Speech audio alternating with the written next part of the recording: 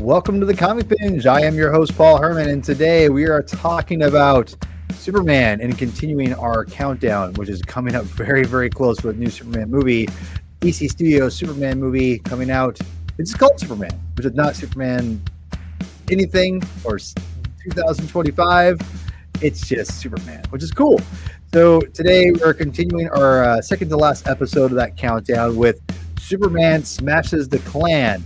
And I'm very excited to talk about this for many reasons, but we'll get into that here shortly. But before we do, I just want to please go and subscribe to the Comic Binge if you haven't already. I'd appreciate it for people who already have.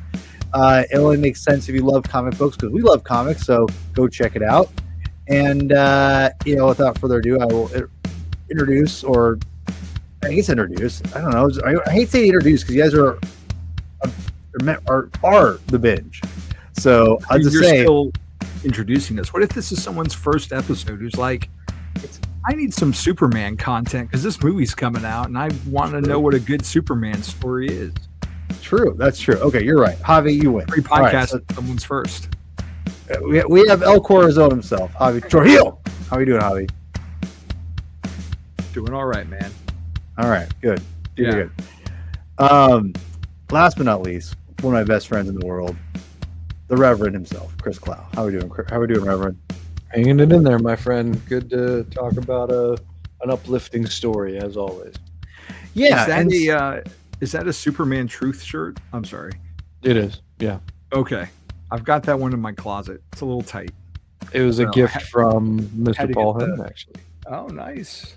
This is the Fleischer. The Fleischer. Yeah, that's also a similar style. Very similar. Yeah, I'll just have probably the same. I was gonna say I got Chris that shirt. I got my Death of Superman shirt at the same time but I got it at the same time because I wanted to. He was just coming back to Washington, so his first day back, I had I wore like a sweat like a button up. And I surprised him because I was like, hey, we're back. And I was like, hey, guess what? He's like, oh, that's cool. And I'm like, here you go. And I threw that shirt. He's like, what? I'm like, yeah, dude. So, nice. Yeah. Chris deserves it. He's the man. So, oh, man. That was a good day. That was a great day. I mean, it was great to have you back. I was so excited. So, all right. Well, today we're continuing our countdown. And this is my first day back in a while. It's been a minute because life got crazy. I needed a break. And these guys took it on the chin for me and did the Nights Never Night episode without me. So it was one show, So second to last episode of the countdown, Eric. Not the last episode ever. So yeah. So don't worry. We got plenty of. Yeah, we were just talking about this. Yeah. I didn't know if we were going to keep doing it, but you know what? After talking to Javi and you mentioned this, Eric, I think we're going to do that. I think we're going to keep it going for a little bit at some point. So we'll figure it out. But I had to take a little break, and I was bummed because I read the issue that day, and I expected to be on the show. But at the end of the day, I was like, guys, I got to throw in the towel. So anyway, it feels good to be back after we talked. Translation: you read the issue, and you're like, I don't want to talk about this one. No, that was not it. That was not it. I swear, because I've read some stinkers in my day for the show. For me. It's not a bad comic. It was just an okay comic. Yeah, it was. I actually enjoyed it. It wasn't that bad. That's a different podcast. So anyway, as I play with my Hobgoblin / Green Goblin figure, that you can tell I'm not sure if it was a repaint, but this thing is crazy. I love it. I got it for $2 at like a toy store place. Anyway, we're going to be talking about Superman Smashes the Klan, which is a book that I'm just gonna. I have a little monologue planned for this hobby. So, and for those who may or people don't know this, but Javi, when we were talking about this, and I'll get this here. Let me fix this here. Yeah, thank you. Sorry. There we go. As we were talking about these episodes we were going to do for the lead into the Superman movie, Javi wanted to talk about this book. And I'm like, oh, I want, we want to do this book or whatever. And I'm like, okay, cool, we can do that. Javi is such a sweetheart. El Corazon himself. He bought this for Chris and I both as a surprise and sent it to us. And I have my copy right here too. Javi, as always, is overly generous, and that's why I love him so much. listen, I love people who are generous. Just because I'm just going to say it right now. My love language is gifts. It just is. Like my wife is not. That's not her love language. I can give her gifts. She doesn't care. If I do things for her, oh, she's over the moon. That's reality, right? So, and Chris probably already knows this, but I love gifts. I just do. I don't, maybe I'm selfish. I don't know, but I just love gifts. So getting this stuff like from Javi, like he sent me the Batman the Night story, which I love that comic. We'll talk about it one day. That was it meant a lot to me when he sent me this. It meant a lot to me. But I have a little monologue here. I want to explain. Before this, and when you were talking about it, Javi, I'll be honest, I had no interest of reading this comic. I'm just gonna say it. Like, I had to be honest. So, when you were like, oh, let's do the story, I'm like, I don't know, because this is, and listen, I am not like an anti-woke person at all. Like, you guys, you two who know me know that I'm not, that's not my bag. I hate a lot of the people who are like try to bag on this kind of stuff and be like, oh, this is a propaganda, blah, blah. But I'm not going to lie. When you have a title, Superman Smashes the Klan, it feels like it's just going to be an after school special. That's what, what I was kind of afraid of going into this. And, so when Javi, like, I was kind of like him and hawing about this initially because of that. And when Javi was like, let's read this, I'm like, oh, I kind of like, I wanted to, I was going to do it if you guys wanted to do it. So when you sent it to me, I'm like, oh, I have to read it now because Javi sent it to me. I can't disrespect my boy. I was like, all right, I'm going to give this a chance.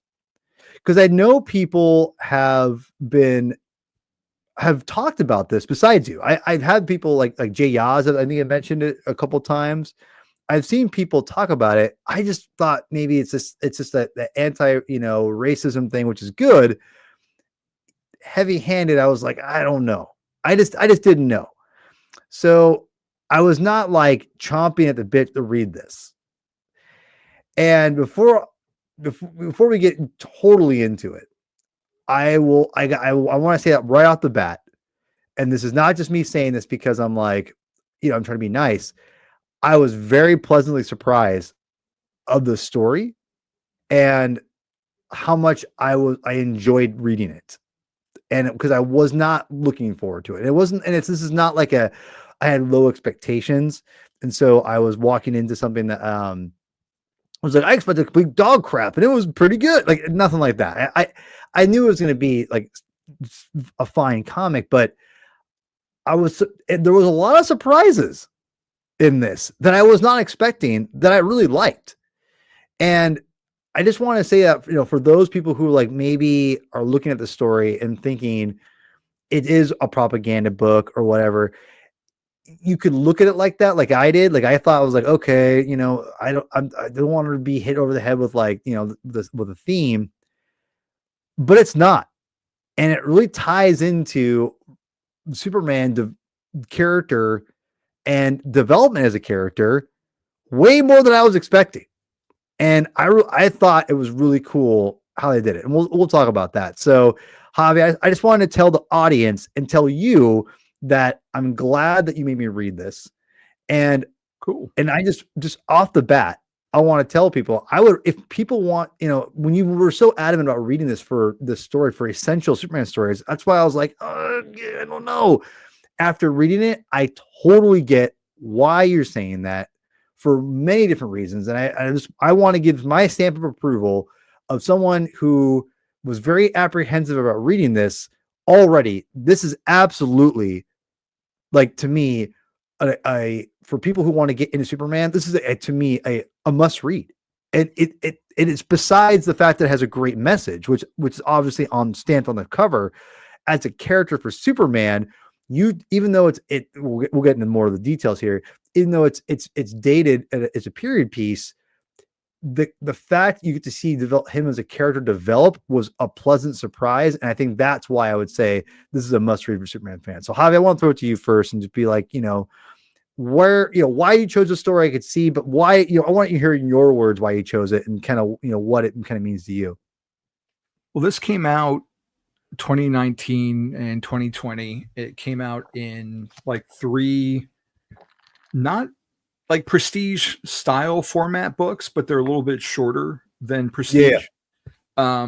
And I got them for my son from our old comic shop in where we lived in Arizona, because it was the pandemic and, everyone was locked down, and I wanted to help Charlie, the owner of the shop, out, because he runs the shop. He ran the shop by himself. And obviously I didn't go there anymore because I live in a different state, but I could order from him and he could mail it. And I wanted to give, support his business through lockdown and everything, and get something for Jack, and Superman's his favorite character. And I thought, oh, this would be a good, there's a good message to it. He likes a lot of anime and manga, and the art is very reminiscent of that, while still hearkening back to like an older style and an animated style. And I liked Yang's run on Action Comics with Aaron Kuder in a time where the Superman books were interesting, let's say, and we're trying different things with the character, as Dan DiDio wanted everyone to do with their books. Like, I enjoyed the most of the books that were coming out at the time, but I never really read it. I gave it to him, but I never really read it. And then one day I came across Fandom Entertainment podcast. They did Roth Cornett and Mark Bernardin, who maybe you know him from like Fat Man Beyond and other Kevin Smith podcast. I mean, he's on special features and all over the place. They did a 6-episode series of Superman fights the KKK, and they give this exhaustive account of how Superman was created, how the Klan was created, how social and economic, forces rose them to their respective pinnacles, and how they kind of came to a head in a radio show. And, from the old Kellogg's radio show, and how that was such a pivotal thing for the character's history and his popularity. And basically this graphic novel, as it's collected now, is his interpretation, his adaptation of that radio show. And in addition to that podcast, like, there's the second Superman movie serial has Superman versus the Atom Man. And the character also made an appearance in on Superman and Lois, where you can even see that, Clark has like the Fleischer era suit, because it's one of his first things that he does in Metropolis is fighting the Atom Man, who plays a small role in the beginning and at the end of the book. But, he winds up being, he helps move the action along, so to speak, and kind of propels things. And it's through like this character and the conflict that he initiates that, spark in Clark, this fear of him being an alien and what that means, and being different and an outsider. And I think that's what really, really resonates, is the fact that, you get to see, like you were mentioning, Paul, like his growth as a character and how he feels different and what he had to do to make himself normal. And I think, while this isn't like a direct 1-for-1 correlation with James Gunn's Superman, I think the themes of wanting to fit in and appealing to kids and being their friendly hero. And we've heard in recent interviews James Gunn debate about having the trunks on the suit, and should we do it, should we not do it? He heard Snyder's reasons for not doing it, and it was our new Superman who reiterated that the whole circus strongman aspect of it, and appealing to kids and making kids not afraid of him, because what he can do is terrifying. And that's kind of what we see in this book, is him him trying to appeal to those kids and make them more comfortable with him. And so I think it fits in perfectly with an aspect we're going to see in the new movie. And it's just a fun story. You don't have to know really much about Superman because you get it all here in the way that Yang like interweaves his origin and how he discovers more about himself and how we see Clark growing up in Smallville. Like it's a really powerful story that really gets into your head. And as someone who's maybe not dealt with racism anywhere near as much as other people, like it's a conflict that I identify with of trying to fit in and not be too different and be seen just like everybody else. So it really struck a chord on me. Thank you, Eric. Yeah, no, that was awesome, and that's the awesome thing about having like Chris and Javi on here, because Javi goes deep with the stuff, and when he and I love that. God, this is great. I had no idea how much Adam Man played a part in all this and everything. So that's really cool. Chris, I know you're mega behind on Superman books, and I know, but I don't think you obviously, because he gifted it to us both, you didn't have it, but what was your history with the story, and kind of, did you have the information that Javi had before? It seems like you probably did or would, but I don't know. I mean, just curious. And what was your familiarity with the story? I mean, this specific story, I picked up the issues, and I only had read Of course. the first one, and I really enjoyed it. But I never finished it. But I have them all, which is a very common phrase that I say Yes. on the show. Yes. But in terms of just like the broader story, I mean, I was familiar with the broad strokes of the fact that it was basically pitched to the producers of the Adventures of Superman radio show by someone who had infiltrated the real Ku Klux Klan and had some conflicting information about whether or not he had broken some codes that they use, but it was generally documented that he did expose some of the traditions and rituals that members would undergo. And the fortuitousness of bringing it to the producers of the radio show, because this is just after the end of the war, so they couldn't really place Superman against the implacable foes of the war that had just been defeated if they wanted to reflect what was going on in the country. So they needed to try to find a different foe. And when this opportunity came around, it sounds like the producers had some pretty decent foresight about, well, I mean, if we were attacking this external force to the integrity of our country, but what about an internal force that could threaten the integrity of our country?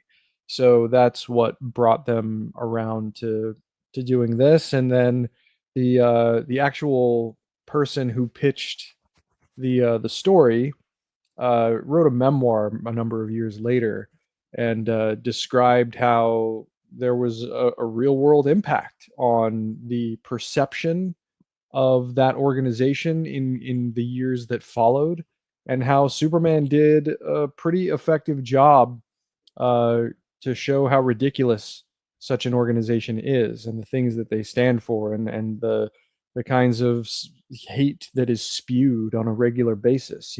So there was absolutely a real world impact. And this is, obviously, when I came into the picture about 40 or so years after this story showed up in the radio show. But I mean, one of the things that I've always consistently tried to maintain whenever I get a side eye from someone when I say I like comic books and superheroes, in the best cases, the best superhero stories, yes, the characters are fictitious, but what they fight for is real.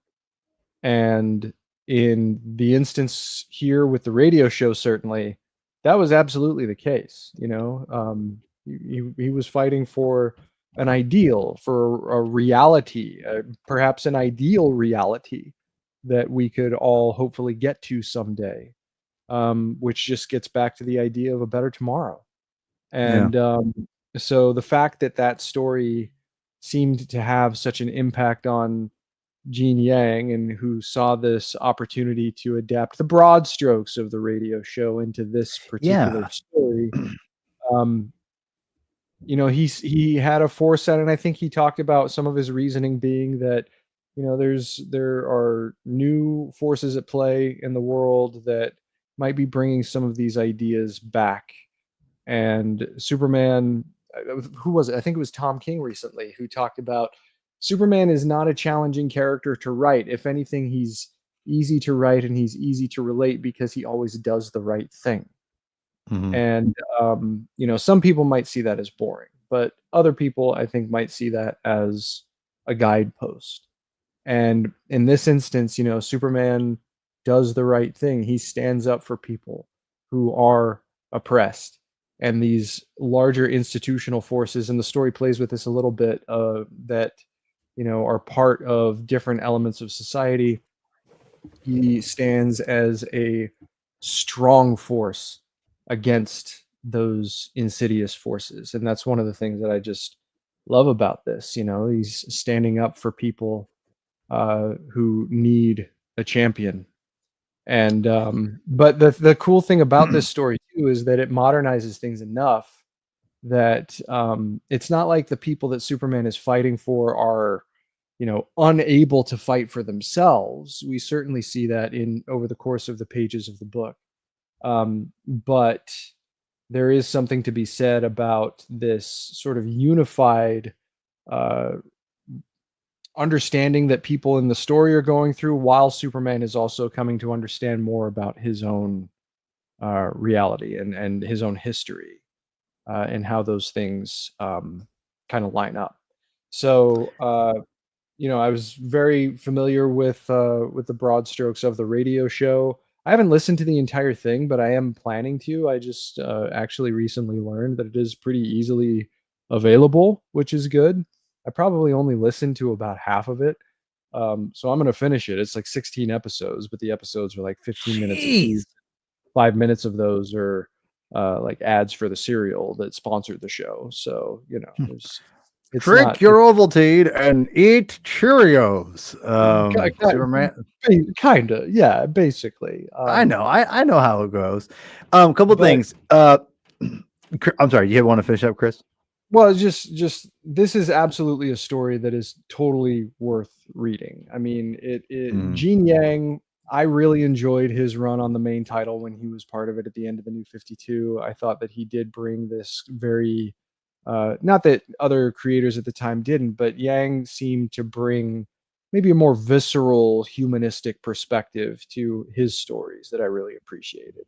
And I he want. really pushes that forward here too. Superman Yeah. feels very relatable and human while trying to navigate all of these other things, and it's a really rewarding reading experience. One of the things that I really appreciate about because I have this context is so enriching, and and honestly, like I love this. I love the fact that this guy pitched, I'm assuming he pitched the idea of because of the times we're in, because Black Lives Matter was just about to boom right before this, and I'm not sure they saw it coming or whatever, but like they knew this, like this piece is such an integral story to not just like whip up, but like the fact that they in 2020 they're putting on a book that's so racially themed and culturally themed in that way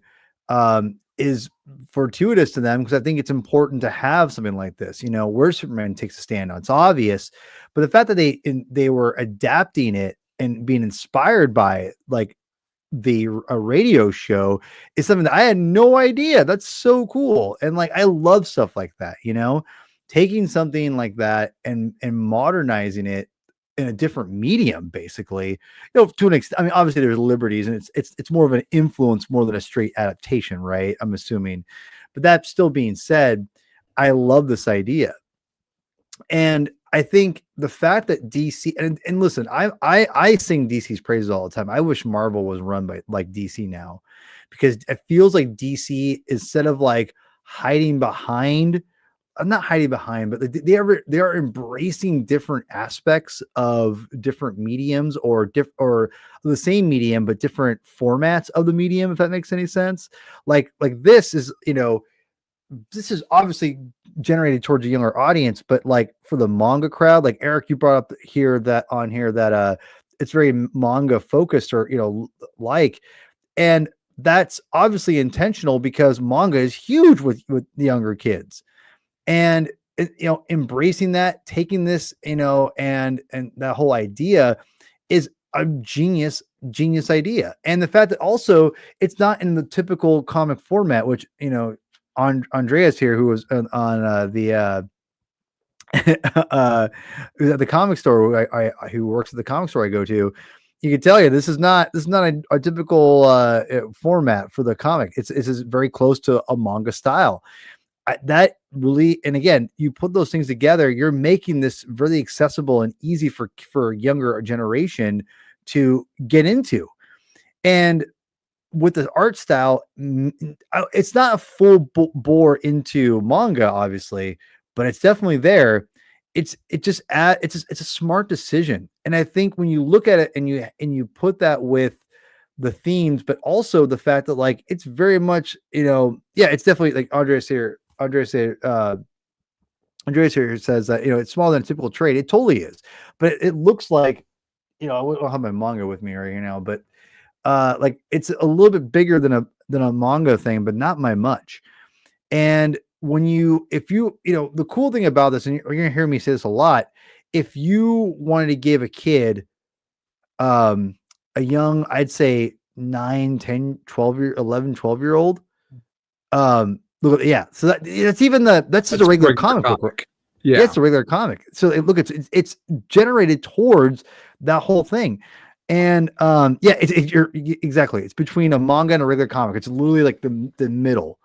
And the cool thing is, I would be able, if Lulu was older, right? Like if she was like 10, 11, 12 and just starting to read and everything and didn't know Superman or whatever, like this book is literally a great point to give to someone, a young reader, because it's not heavy in words. It's heavy enough that it's gonna take them some time to get through it, but it's not like overwhelming. And the art also is super solid. 200 pages. It is right, yeah. but like I'll be honest, like I flew, like I because I wasn't like clamoring to read this, Javi. I was like, okay, I gotta read this thing. I sit down and I'm like, I burned through it pretty quick. I'm like, oh, it took me a couple different sittings, but like, I'm doing different things as I'm reading it. But like, it was way faster than I thought. But my point I'm trying to get to is, like, this is a perfect book to give the kids. Like, this is perfect because, listen, I'm very conscious of being overly cheesy with stuff. When you have something like this could be like, again, I said in the notes or in the description of the show that is this an after school special, like kind of thing where it's like, okay, Timmy's taking drugs. Why are drugs bad? Well, drugs are not good for you. Oh, well, whatever, right? Like it's so cheesy and over the top. Like no one takes it seriously. It's just not effective that way. It's like, you want to make kids not do drugs? Show them Requiem for a Dream. That's going to make them not do drugs. They're going to go, oh my God, traumatized. I don't want to touch it. Like that's, I remember watching, just side note, I remember watching Requiem for a Dream when I was like 19 years old or something. I mean, like, why didn't they show this in there? Like you edit that thing down for obvious things. You'd be like, I don't ever want to do drugs ever after watching that movie. So, I mean, anyway, so just conscious, like when you watch those silly, things about like, why you don't do this? Why don't, why is racism bad? Like we all understand racism is awful, but like this does it in a way that is, you learn about Superman. And again, I think what I loved about it was you learn about the character, and it's all, the themes are great, and the kids are relatable, and they do a great job of giving the supporting cast time, but like not like going over the top. And again, this is a great book to give the kids. I think like this is definitely up there. Like I would say like DC's killing it with those, the compact comics. This is kind of up there. Like this is Something Go ahead. else that it does too that I think is really commendable is, it sets up one of the kids as an antagonist who has a familial connection with Yeah. one of the leaders in the Klan, and over the course of the story, he's going through things because he realizes innately that what they're doing is wrong. Right. And there's a really good moment later because he's a pitcher, he's a baseball pitcher, where he talks with Tommy, who is also a pitcher, and Tommy quickly believes that because he you can see right here on this page, he throws this. Is it a Molotov or something like that? It's a And yeah. Tommy determines that he totally threw that incorrectly on purpose because he didn't want to hurt anybody. And the kid, Chuck, I think, is that his name? Chuck Who, Riggs.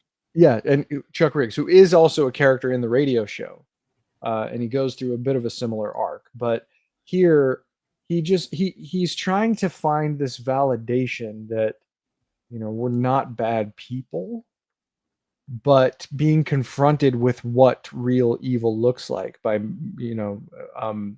that is a pivotal moment for him to more further cement his place to help Tommy and Roberta and Clark and Jimmy and Lois.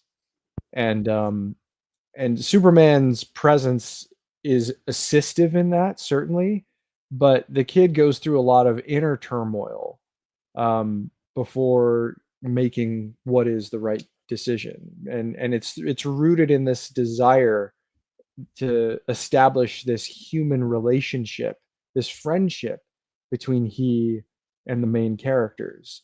And it would have been, I think, in like an after school special environment, so easy to just kind of throw him in and say he's bad, he's someone else. Yeah, exactly. But that's not what this does. And I think anybody who's read Yang's work, he brings that humanistic element to the fore so effectively.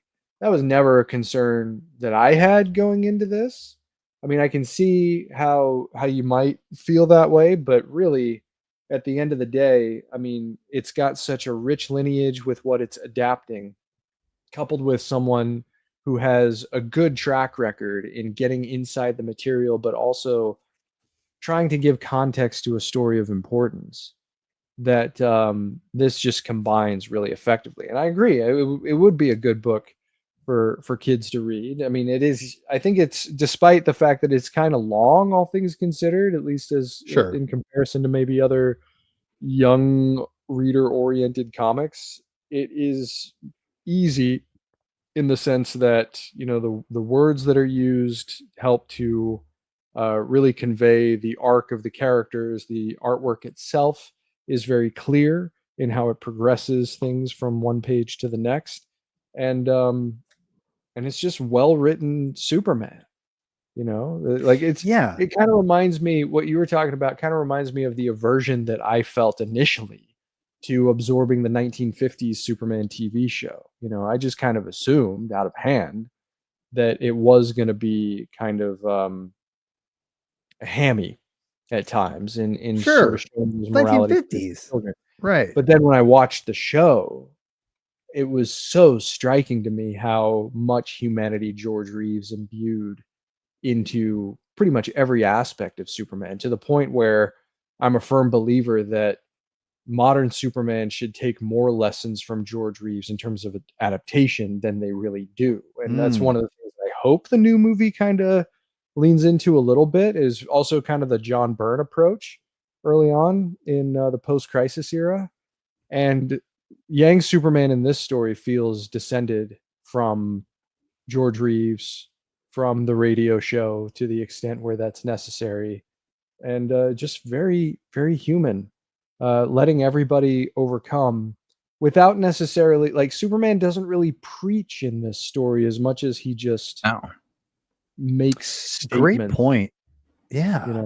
And I mean, the best Superman writers don't treat him as preachy, because I think everybody who has read Superman for any period of time knows that it's not necessarily about him preaching as much as it is he wants to show people that they have the innate The ability to power. Yeah. discern what is right from what is wrong.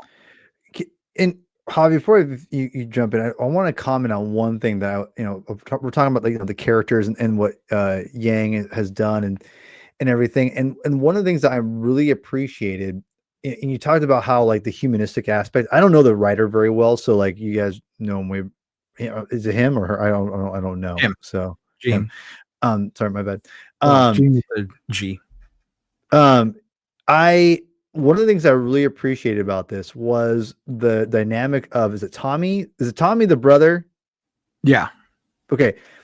I really liked the fact that the sister and Tommy have this conflicting ideas of what, like, two different types of personalities, of when someone is an extrovert and someone's an introvert, and the whole idea of, like, Tommy just being like, yeah, people kind of suck, but you got to kind of roll with things a little bit. Like, I liked the idea of having a character who wasn't just like two, like, basically two of the sisters, essentially, like, two different versions of that, being like, these people are bad because we're being oppressed or whatever. Like Tommy was just like, just do it, just hang out. Like, I like the idea of having the conflict of those two characters, and the idea of, like, it's not just black and white of, like, this is how everyone thought and how everyone was treated and how everyone liked, you know what I mean? Like, I like the idea of having, like, it's present, but, like, some people have tried to work past it, and or some, obviously some people were able to and still felt the effects of racism and things like that. But, like, some people are still, working with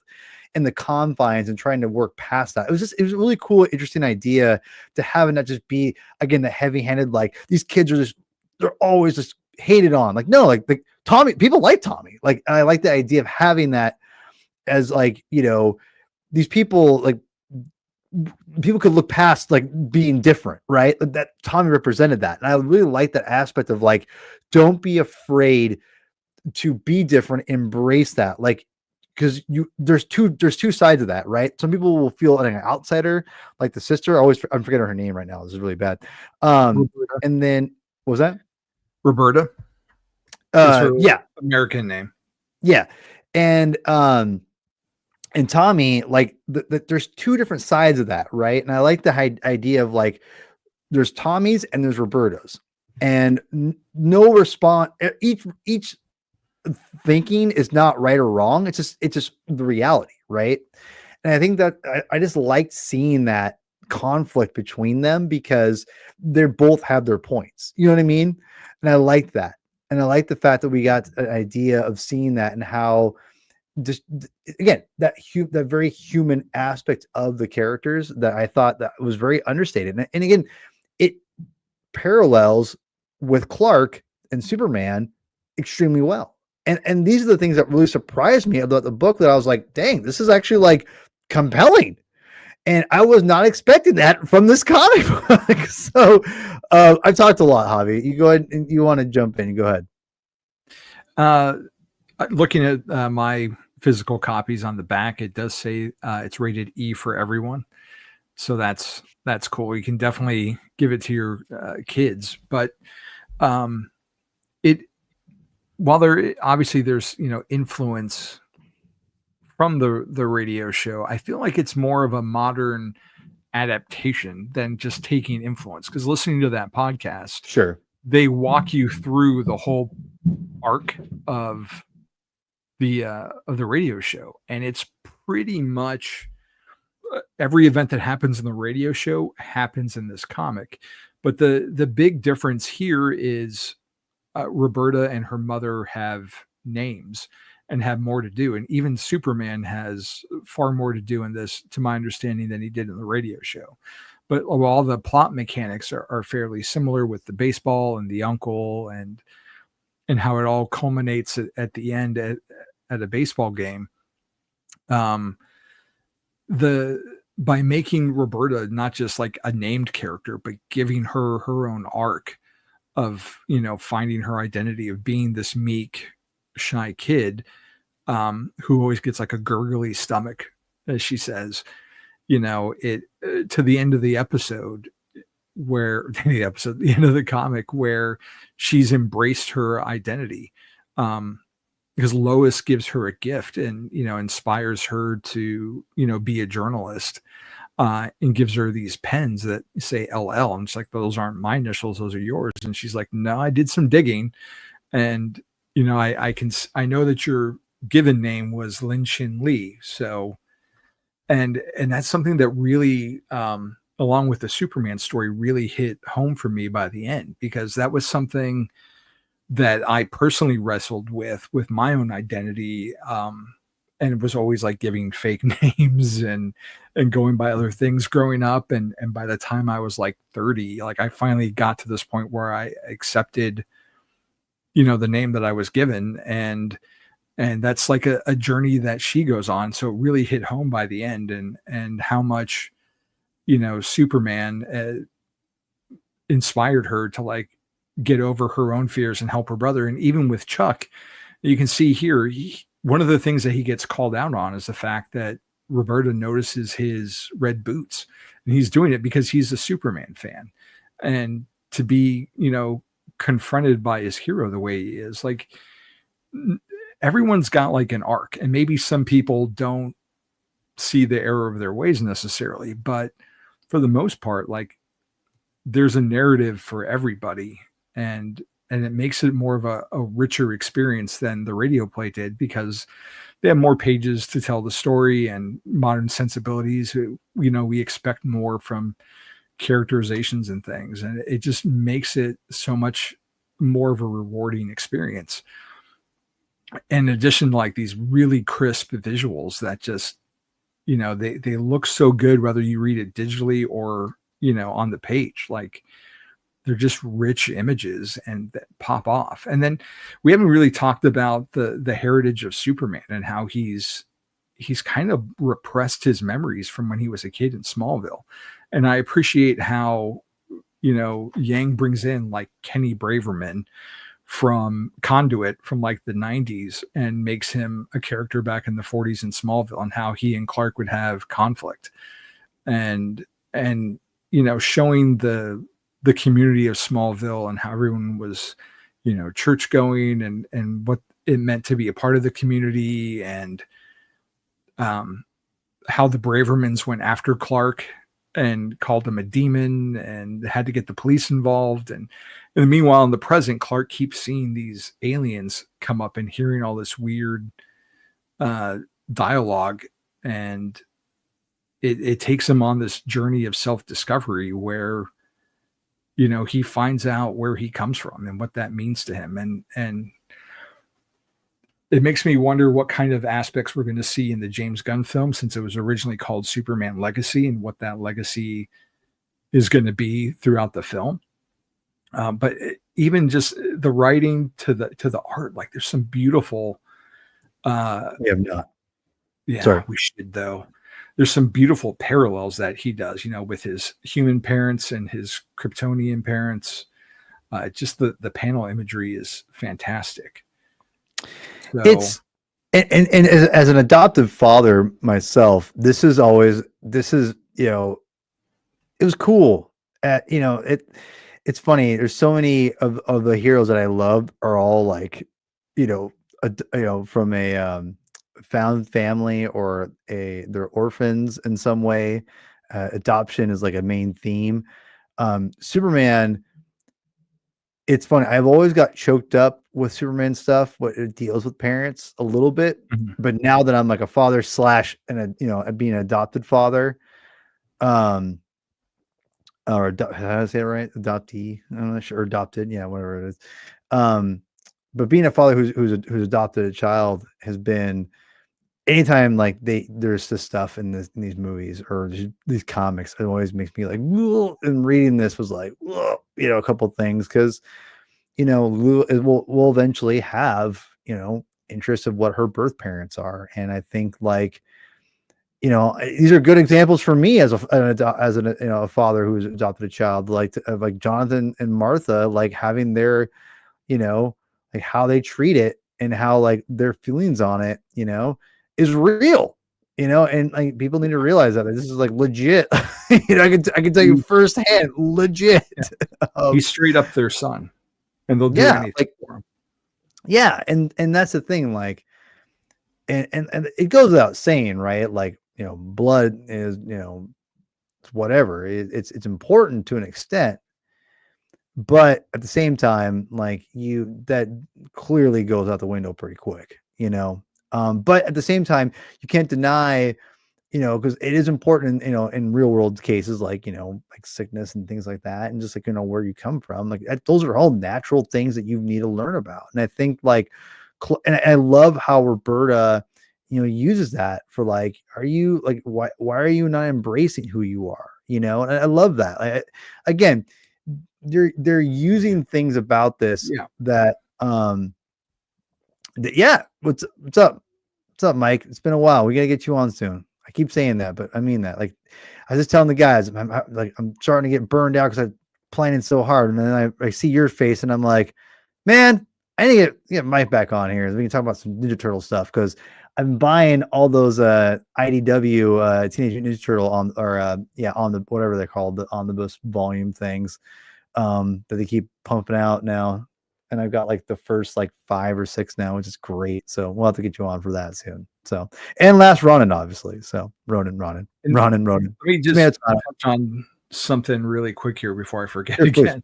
Yeah, please. Like being in this setting, you know, the Superman of the 30s and 40s is obviously not the Superman of the 2020s or the 80s even, or the 60s, where you could, you know, travel through time just by flying really fast. Like, this is literally a grounded Superman who he can leap, but he mainly gets around by running on the telephone wires. And he doesn't have a lot of his powers yet either. And like when he's a kid, he gets angry, and that's how he kind of discovers his heat vision. But he kind of, you know, Spider-Man's his way into forgetting all this stuff that he could do. And it's, you know, Roberta who like brings it out in him and tries to get him in touch with his heritage, because she's figured out that he can fly, and he doesn't even know he can fly. But that was so cool that she recognized that he's holding himself back because he's afraid of being seen as different. And, you know, when he finally comes into his own, like, it's such a powerful, it is heroic moment, you know? And I just want to I just want to reference here, really quickly, that this is what makes the book kind of special, because you don't expect these kind of powerful moments of the character. You expect it to be on the supporting characters that, you know, of like, oh, here are the people who are being oppressed by racism, like, which again, those are all in there, but Yang does a great job of balancing the book. And I think having it be a period piece is so perfect for everything. And I think, because let's be real, you could, in my opinion, easily adapt this and make this modern pretty easily, you know? And I think, like, with obviously tweaks here or there, but like, I've always interpreted it as like, this is essentially my canon for Superman of how he discovered how he could fly. Now, because you could put this, it's pretty timeless. You could put this in any time frame and it'd be like a great story. And that to me is what makes a great story in general, when it is timeless, and, you know, for the most part. And, you know, you could tell a story anytime in the era of the 60s, 70s, 80s, 90s, with a few tweaks here or there. It's all there. Obviously. Yeah. Well, right. Yeah. Well, right. But I mean, like, bring it up to today. Well, I'm talking about like, for like Roberta, like discovering, and that whole like origin of him discovering himself and embracing his like, you know, his heritage. And again, like, it's a pleasant surprise to have this story expand on some pretty important moments of Superman. And like, again, like, this is why I go back to kids, and it not be so awful, because Roberta's struggling with the same thing that Superman has, and she gets it. That's why she's able to identify it. And I love that. This comic is sneaky good. it's sneaky good. And you know, I just think that, like, because this is such a great book for kids to read, young adult readers to read. I really hope that DC goes out and tries to rebrand it again, or re-releases it, rebrands it, and really puts it in a compact comic or something like that, or put this as a compact comic, and and make it even cheaper, make it more manga like, because I think this is a story that could easily I could see this in schools extremely, and people recommend it for kids to read in school. I mean, why don't teachers just don't give kids freaking novels all the time? Give them some graphic novels, like I know it's not as cool, and it's not as like, we're not reading the straight and prose, it's more important. Like, dude, I can tell you right now, as a special ed kid, because had learning disabilities or whatever, I'll never forget. I read comics, and they do like the whatever the IEP or whatever it is. Like, I took a test and had the test where I was when I took it in 8th grade. When I was reading comics on a regular basis, I was actually they all said it too, to my face, and they told my mom, because I was there. They're like, "Well, your reading comprehension is actually above, like," because I was 8th grade. It's above 8th grade level. Because I was reading comics. I had a learning disability. That's why I was there. And they're like, "Oh, you're reading like all your reading stuff is like totally above. Everything else is crap because of, whatever. That's a whole different story." But my reading comprehension was great because I read comics all the time. And so my point is, like, this is something that I think would be a great thing to give kids and analyze and read and and enjoy. And it accomplishes so much, and it's thick. So give them freaking comics to reading school. God dang it! I'm sure they're doing it, but not as. This is totally worth it. So anyway, I just wanted to, as we start wrapping up here in a little bit. I know, Chris, I'm not sure you probably have more to say here too, but I just want to say before we leave, like, this is totally something that school should be putting in here. This is totally a school book for me. Like, I think that kids can go, "Oh, let's read Superman comic. Oh, it actually wasn't that bad." Like, I could totally see kids being into this, like, even if they want to admit it or not. Sorry. Yeah.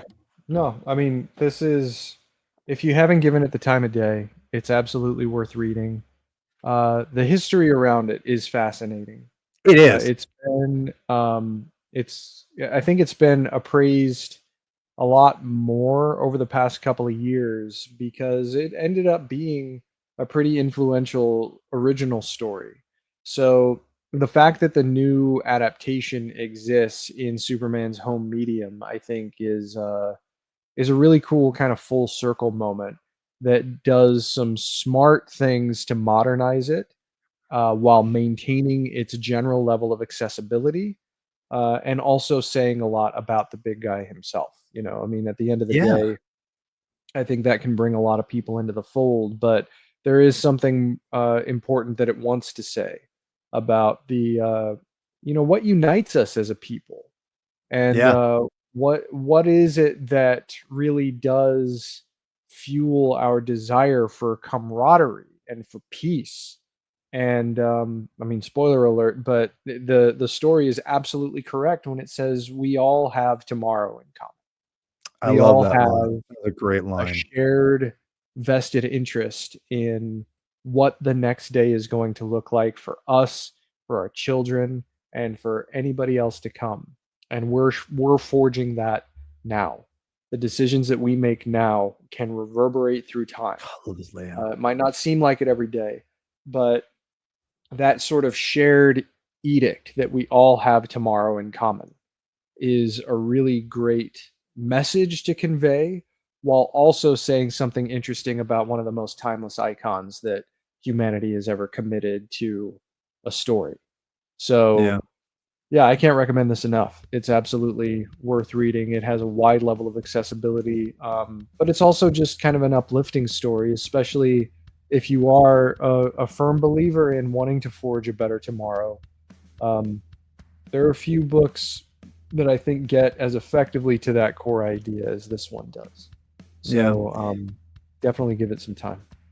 Well, you know, I'd be remiss to miss out on my ratings of the Waiting Superman for it. book. I was hoping so. Okay, so you know, I would say I forgot which one I start with usually, but I'll go with my new reader.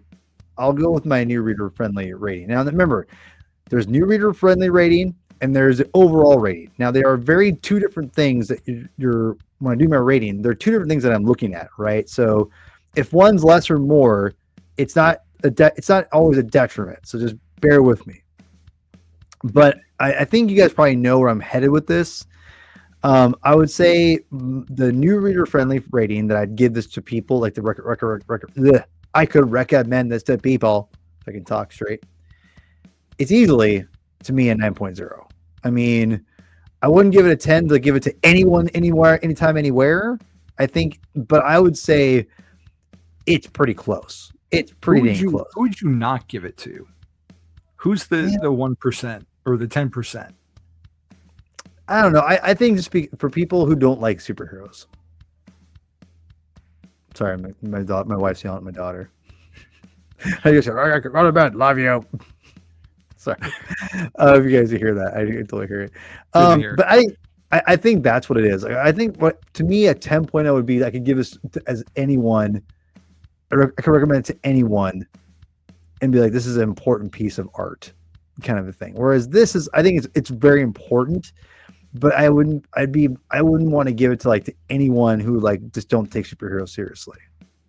That's kind of where I stop. But I'm splitting hairs because I think most people.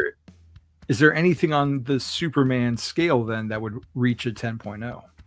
Or is it impossible because it's superheroes? I would say actually no. I think I gave Birthright a 10.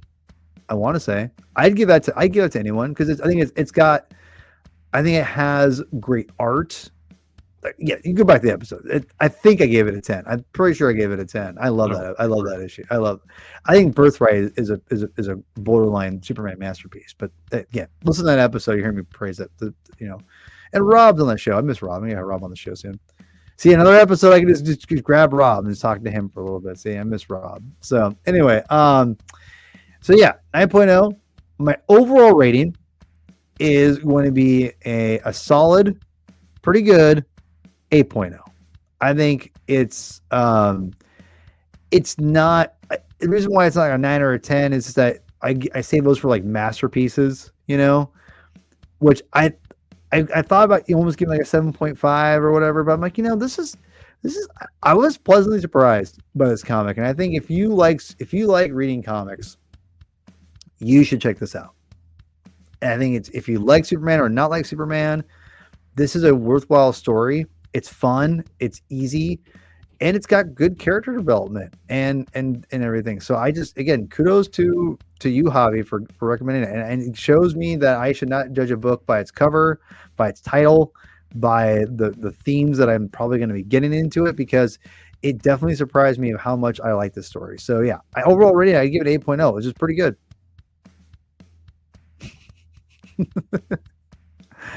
Wait, who do I hate? What artist did I like? The art team of this book. No, I like the art team. I like this art book. This is fine art. I don't think it's mind blowing, but the layouts are pretty damn good. I think the layouts are better than the actual overall art. But I'm not really a huge manga guy, so I'm not. But the art was good. I thought the art was not bad. I don't overly love it, but I think it's good. So, anyway. Last things to wrap up. Are we wrap up here? Go read it. If you haven't, give it a shot. There it is. Yeah. Yes. Oh God, Mike, you're out of control here, bro. You're out of control. All right. Well, next week, at some point, I gotta get in touch with Curtis. But Curtis and I, from the Epic Marvel podcast and the Epic Marvel forums on Facebook, we're going to return and do our JMS J. Michael Straczynski Fantastic Four review of his run, which I'm 4 issues left to read, but I'm looking forward to reading this or talking about this with him as always. So that's next week. We obviously have next month. We've got the All-Star Superman with Joe Corallo, comic book writer extraordinary, returning, and super excited to get him back on and talk about All-Star. Obviously, Javi won't be there for the episode because he's be watching Superman movie. Yeah.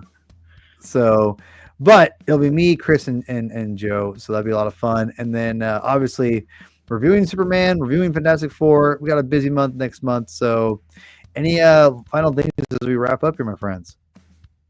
Well, just be sure to tune into the next episode of Knights Never Die, where we jump into part 4 of the resurrection of Ra's al Ghul. I was going to ask about that. We're only reading the Morrison issues, not the whole thing. I'll send you the recap pages. It's in the Morrison Compendium, the recap pages. Yeah, cool. and it's also in the omnibus as well. Cool. So I can just show you my pages in the omnibus. Paul's allergic to omnibuses. Don't. Well, right. I'll give him a Benadryl before I. Okay. Have the EpiPen ready.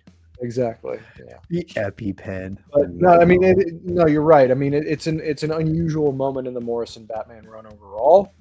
We talked about that in our episode of going over Batman number 670, but still interesting. But we are going to get back on track with the ongoing narrative once we get back to Batman number 672, and it's full steam ahead pretty much at that point toward Batman. All right. Yeah. So yeah. So I guess we'll see you. You got Javi won't see you till I think Superman the movie review. So we got a little bit of time, but enjoy Superman. Unless I get back, I don't know. Maybe I'll crash. It depends on when we get done with the screening. I forget what time it is because I'm 2 hours ahead of you. So you're 2 hours. Catch part of the show. So yes, we'll see. Yes, yeah, we'll see. We'll see. So I do not. Chris can tell you I secretly do not like omnibuses, but anyways, all right, Chris. Why don't you take us out here, my friend? Read more comics and subscribe. Yada yada yada. Thanks for tuning in, everybody, and we'll see you.